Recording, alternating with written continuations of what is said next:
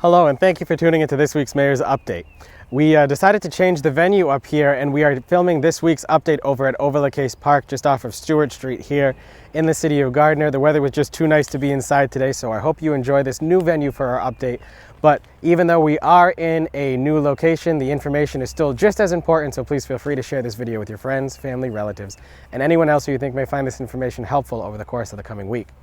We're going to start off this week's update by talking about our vaccination program here in the city of Gardner. We are still going strong over at the Polish American Citizens Club located at 171 Kendall Pond Road West here in Gardner. This coming week we have our first Johnson & Johnson clinic. Now when you register for your vaccination appointment either at the call center or online, they will clarify for you what manufacturer has made your shot. Moderna, Pfizer, Johnson & Johnson. If you're at the Gardner clinic, 9 times out of 10 it will be a Pfizer shot. However, if we do get a specialty clinic like this Johnson & Johnson vaccination clinic that we're doing on Tuesday morning, we will be sure to let you know.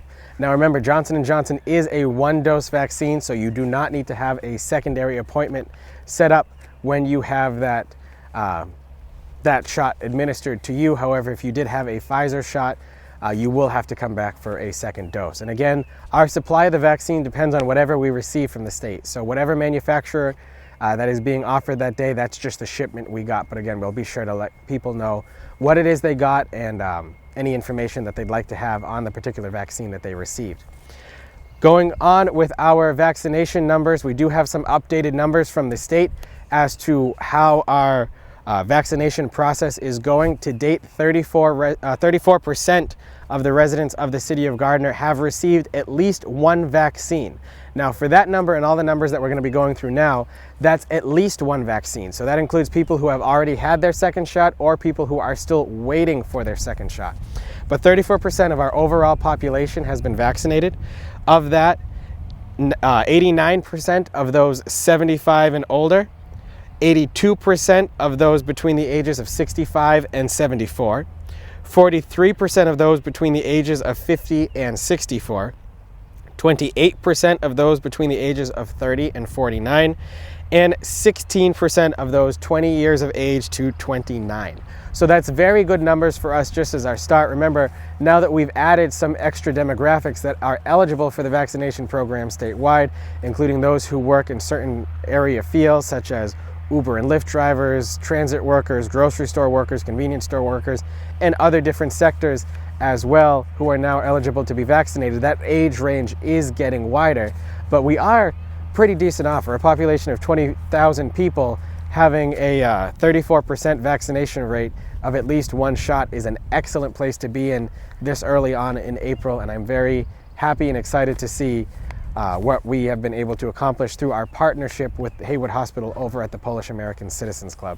And I want to say thank you very much to Haywood Hospital, the Community Health Center, and the nursing students at Mount Wachusett Community College, as well as our school nurses from Gardner Public Schools, for all of the help that they have continued to provide for the vaccination process to make sure that anyone who wants a shot gets a shot as soon as possible when they become available to us based on the supply that we receive. This past week, the city of Gardner was taken off of the Farmers to Families Food Box Program waitlist, and the program did recontinue here in the city of Gardner. However, it was on a limited basis. Unlike the past couple of times that we had the Farmers to Family Food Box here in the city of Gardner, where we had 1,000 boxes available to the public for pickup, we were limited this time to only 210 boxes because, again, we were taken off the wait list due to the extra money that was put into the program from the Federal Recovery Act. So there is still some boxes there, but again, it's only on a limited supply. Because of the limited supply, we've partnered with the Community Action Team over, Community Action Center over on Pleasant Street, the CAC, to distribute those boxes on our behalf because they already have their established food pantry system set up. Now, as this program continues going forward, because we were one of those communities that was waitlisted but are no longer waitlisted, we get our information on a week-by-week basis. So when information becomes available to us as to when the next delivery of these food boxes become available, we will be sure to let you know through our City Hall Facebook page, the city's website, and all of the other means that the city has available for letting the members of the public know what's going on. This past week, we also received some excellent news that the fire department here in the city of Gardner received a $15,000 grant to purchase some new equipment. We have a lot of new valves that are going in on all of our fire hydrants to make sure that if we ever do need to use our fire hydrants in an emergency situation, that after the fire hydrants get closed and the valves are shut off following the fire being extinguished, that the pressure doesn't suddenly become too high too quick, that it actually causes a water main break due to the pipes rupturing. So that allows us to have better control over that. Also purchased through this grant was a cold water swimsuit for our firefighters who need to perform ice rescue operations, and a lot of other equipment that we haven't replaced in about 12 years, if not longer. So I want to say thank you very much to our Fire Chief, Fire Chief Greg Lagoy, recently Captain Lagoy, but congratulations on his appointment again, for doing all of the paperwork so that we could utilize that funding to purchase this equipment that's really needed. One of the things that I'm really happy that we've seen over the course of the past 7 months since I've been in office is the amount of investment we've been able to put into our public safety and public health departments through the different various programs that we've had.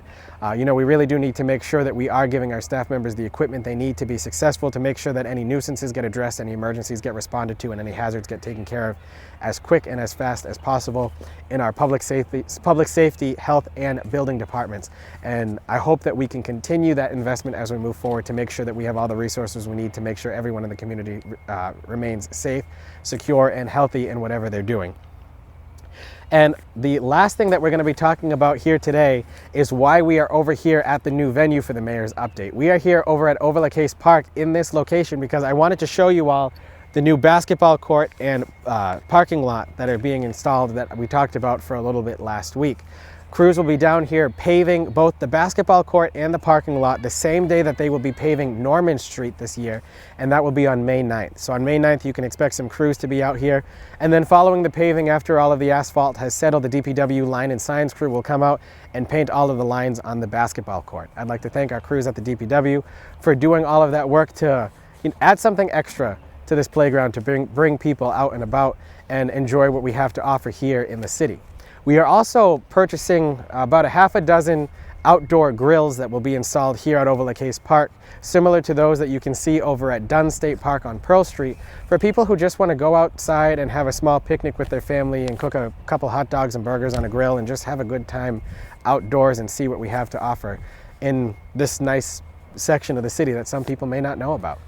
So if you're looking to have a picnic this summer, consider coming down here to Overlook Hayes Park and utilizing some of those grills, the new basketball courts, or the walking trails and the playground equipment that we have over here too. Please do remember, we finish every Mayor's Update saying, stop by one of our parks, get outside, get your mind off of the craziness of the world. And one of the ways you can do that is every one of our city parks and playgrounds does have a walking trail that encompasses the perimeter of it. So if you're looking for just a way to get outside and walk something different or go for a quick run around some public area, all of our playgrounds are lit and have these amenities here as well. So consider doing those. And last thing we have today is our downtown paving schedule. We just want to give people another update that the week of May 1st, crews will be out raising all of the metal structures in the streets downtown, and then paving is set to begin in the downtown on May 18th. Now, do remember that schedule for all of our downtown roadwork projects is weather dependent. So it may change depending on if we get a rainy day here or there.